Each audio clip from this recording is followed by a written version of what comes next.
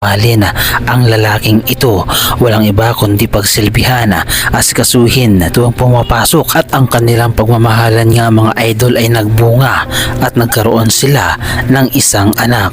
Subalit sa malungkot na pangyayari nga mga idol, ang lalaking ito ay sumuko sa kanilang pagmamahalan dahil lamang sa babae na minsan lamang niyang nakilala. At ang lalaking ito pala mga idol ay napagkaalaman natin na ang kanyang trabaho ay isang Coast Guard na kung saan nga mga idol ang kanyang minamahal ay iniwan na lamang basta-basta nang dahil lamang sa babae ay ipinagpalit ang 8 taong pagmamahalan nila ni Jezabel. Kahit kaninong babae mga idol mangyari ang ganito ay talagang malulungkot, manghihinayang sa matagal nilang pagsasama.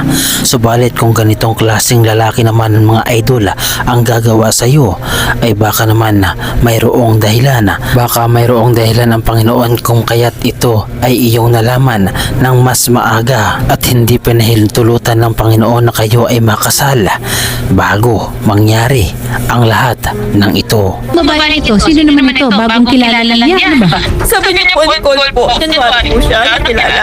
January nila kilala? Yes, Pinagpalit sa late years ninyo? Parang ano lang ma'am, tinapon na kami sa gilid na, ay parang ayaw na namin, ayaw na ayaw sa'yo, parang napagis na pagkain, naiiwan na sa gilid. Ginawa niya ako paikot-ikot, ginawa niya akong tanga.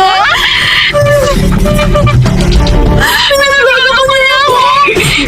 Humingi ako ng pasensya hindi parang ano yung nagawa ko. Hindi mo ako pasensya yung sakit na ginawa mo sa akin ng anak mo.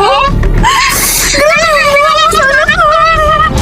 Tapos pinagpalit mo ako sa hindi dapat. Ano mo makita mo doon? Magaling? Alam ko na maraming kababaihan ang relate na relate sa pangyayaring ito na kahit hindi man ganoon katagal ang kanilang pagsasama ay marahil ay naranasan nila na sila ay lukuhin ng mga lalaki. Subalit para kay Jezabel nga mga idol na 8 taon na sila ay nagsama ng lalaking ito ay wala nang higit pa sa sakit na kanyang nararamdaman, lalo patigit na mayroon silang anak. Ano ang masasabi ninyo mga idol sa reaction video na ito? Ano ang kinakailangan na mangyari kay Jezabel? Ano ang kinakailangan na parusa laban sa lalaki na kanyang minahal subalit siya ay niloko? Ano ang inyong reaction mga idol patungkol dito? Ibahagi naman nyo naman mga idol ang inyong opinion sa ating comment section.